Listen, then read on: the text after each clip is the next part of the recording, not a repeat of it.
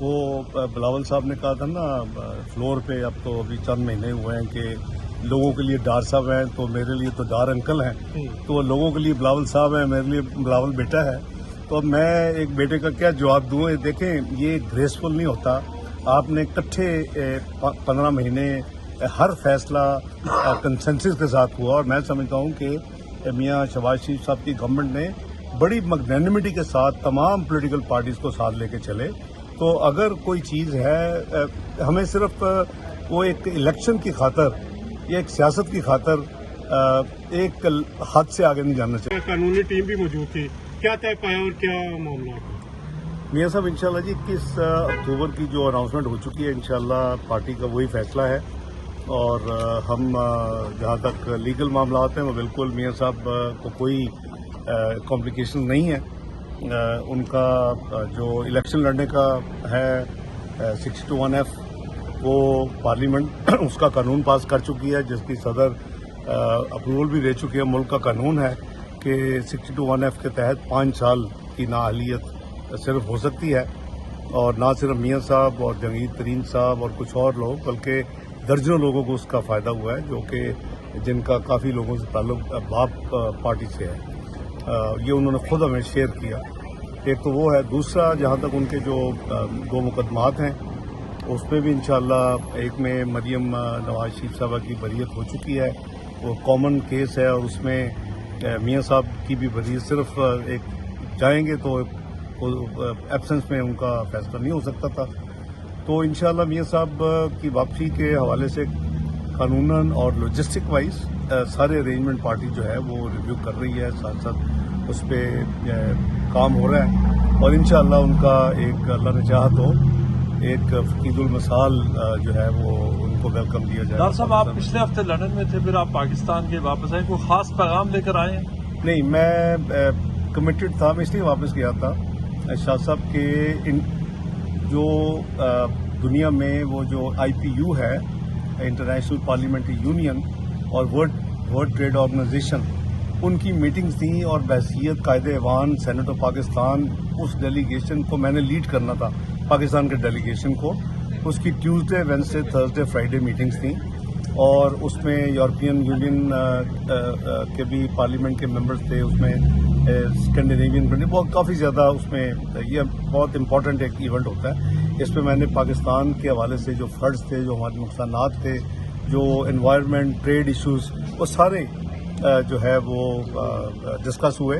بلکہ چونکہ میں جب کامرس منسٹر تھا تو اس وقت میں ایکٹیولی پارٹیسپیٹ کرتا تھا، میں 97-99 کی بات کر رہا ہوں۔ کئی ایسی چیزیں تھیں جو میں نے 25 سال پہلے اگر روکا تھا ایک چیز، تو اس وقت پریزیڈنٹ کلنٹن اور ٹونی بلیئر صاحب نے بہت کوشش کی تھی کہ 2000 کے بعد نیو ملینیم میں جو یعنی ای کامرس ہو، اس کے اوپر کوئی کسٹم ڈیوٹی نہ چارج ہو۔ تو میں نے اس وقت اس کو بلاک کیا تھا منسٹریل میٹنگ میں۔ وہ مجھے بڑا حیرانگی ہوئی کہ 25 سال میں ابھی تک وہ فیصلہ نہیں ہو سکا، 2024 میں انہوں نے کیا ہے۔ یہ صاحب جو بلاول بھٹو زرداری صاحب ہیں، وہ بہت زیادہ آج کل نون لیگ کی قیادت کو نشانہ بنا رہے ہیں، اور انہوں نے کافی تنقید بھی کی ہے۔ کیا کہنا چاہیں گے پیپلز پارٹی سے معاملات کیوں خراب ہو رہے ہیں، کیا وجہ ہے، ان کو کیا تحفظات ہیں یا کیا معاملات؟ وہ بلاول صاحب نے کہا تھا نا فلور پہ، اب تو ابھی چند مہینے ہوئے ہیں کہ لوگوں کے لیے ڈار صاحب ہیں تو میرے لیے تو ڈار انکل ہیں، تو لوگوں کے لیے بلاول صاحب ہیں، میرے لیے بلاول بیٹا ہے۔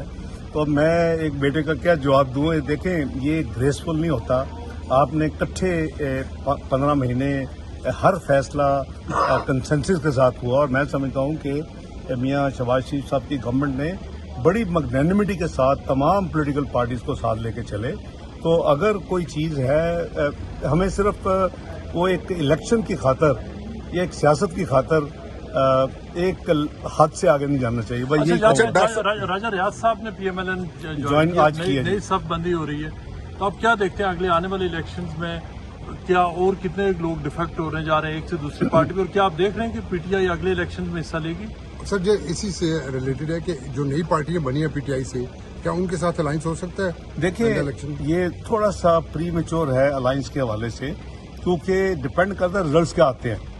جتنا پاکستان جس بھور میں پھنس چکا ہے، اور وہ میں یہ آپ کے توسط سے ایک دفعہ پھر ریمائنڈ کرواؤں گا کہ 2013 کا Pakistan, macro economic unstable Pakistan, اور 6 سے 7 مہینے میں ڈیفالٹ کرنے کی پروجیکشن والا پاکستان، جو بھی پولیٹیکل پارٹی جیتی یہ ڈاکومنٹڈ ہے، وہ ہم نے اس وقت مئی میں الیکشن جیتا تھا اور ہم پاکستان کو دنیا کی 24ویں اکانومی 20 سطح تک بنا چکے تھے۔ سستی ترین چیزیں تھیں، 2% فوڈ انفلیشن تھی، 4% CPI تھی آپ کی کنزیومر پرائس انڈیکس، 6% آپ کی گروتھ تھی، بیسٹ اسٹاک مارکیٹ آپ کی ساؤتھ ایشیا کی تھی اور آپ کا اسٹیبل روپیہ تھا۔ اس کے ساتھ ساتھ آپ دنیا کی 5ویں بیسٹ اسٹاک میں کہ آپ کے ریزرو بھی ہے، آج تک ہسٹورک تھے، وہ 124 بلین کراس کر چکے تھے ڈالر۔ تو اب جو پاکستان میں میں نے نام رکھا ہوا ہے پروجیکٹ 2011، وہ جو پروجیکٹ 2011 جو 2018 میں جا کے جو میچور ہوا اور الیکشن کو ریگ کر کے RTS سسٹم کو بند کر کے ایک پارٹی کو اور ایک شخص کو لایا گیا، اس نے وہ جو معیشت دنیا میں 24ویں تھی اور 20 بھی معیشت بننے جا رہی تھی، یعنی G20 میں شامل چند سال بعد، وہ 47th اکانومی 5 سال میں بن گئی۔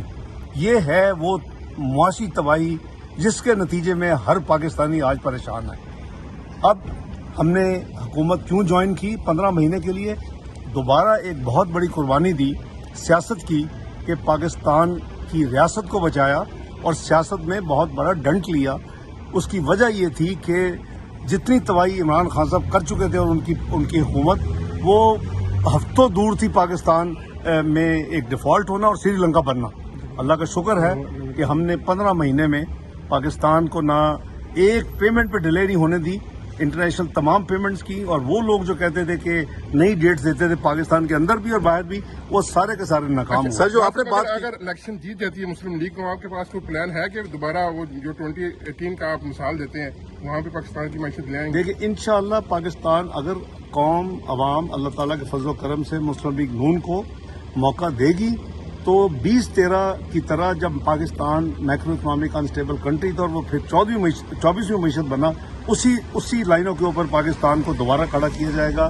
پاکستان میں مہنگائی کم کرنے کی پوری کوشش کی جائے گی، پاکستان کے کرنسی کو سٹیبل کیا جائے گا، ریزروز کو بڑھایا جائے گا، اسٹاک مارکیٹ کو ٹیک آف کیا جائے گا، وہی ایجنڈا ہے ہمارا انشاءاللہ۔ اچھا سر، یہ جو معاشی ماہرین ہے وہ یہ کہتے ہیں کہ عدلیہ کے جو متنازع فیصلے ہیں وہ پاکستان میں معاشی عدم استحکام کا باعث بنتے ہیں، کیا آپ بھی یہی سمجھتے ہیں؟ یہ دیکھیں جہاں بھی اسد صاحب جہاں بھی ہوگی نا جی پولیٹیکل انسٹیبلٹی، آپ کے ان ایکسپیکٹڈ قسم کے فیصلے، جیسے پاکستان اسٹیل مل کا فیصلہ ایک دفعہ ہوا، پھر اس کے بعد آپ نے دیکھا کہ ریکارڈنگ کا فیصلہ ہوا، ملک نے بہت بڑے نقصانات کیے۔ انٹرنیشنل انویسٹر کا کانفیڈنس آپ پہ وہ ختم ہو جاتا ہے، وہ گھبراتے ہیں۔ اوپر سے جو معاشی ہماری 24ویں سے 47ویں معیشت بن کے تباہی ہوئی، اب لوگ 1000 دفعہ سوچتے ہیں کہ ہم پاکستان جائیں کہ نہ جائیں۔ تو یہ ہماری بدقسمتی ہے، ہمیں اس کو ٹھیک کرنا ہے پاکستان انشاءاللہ۔ Thank you sir.